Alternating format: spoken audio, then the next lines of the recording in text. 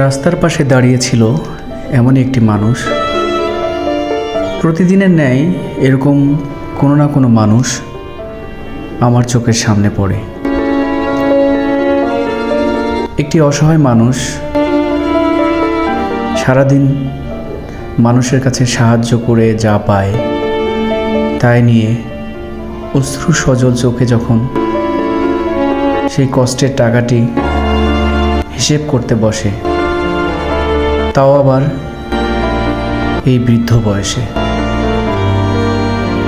সারাদিন ঢাকা শহরের এই পাশ ও পাশ করে সারাদিন কতই না কষ্ট করে টাকা পয়সা উপার্জন করে। একটি বাবা তার সন্তানের জন্য কতই না কষ্ট করে, অথচ দিন শেষে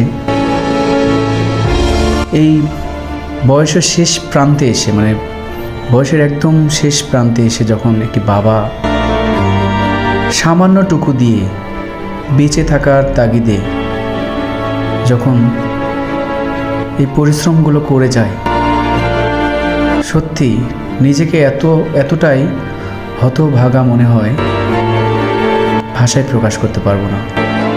তেমনই একটি রাজধানীর কল্যাণপুরে এই মানুষটিকে দেখলাম। এই শেষ বয়সে এসেও তার সহধর্মিণীকে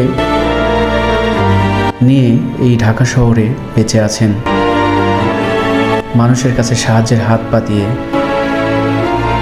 সেই টাকা উপার্জন করছেন এবং টাকাগুলো বারবার দেখছেন এবং হিসাব করছেন, হিসাব মেলাতে পারছেন না। আমি এই দৃশ্যটি দেখে নিজেকে ধরে রাখতে পারিনি।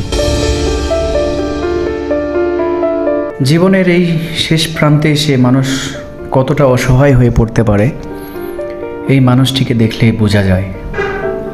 সত্যিই আমরা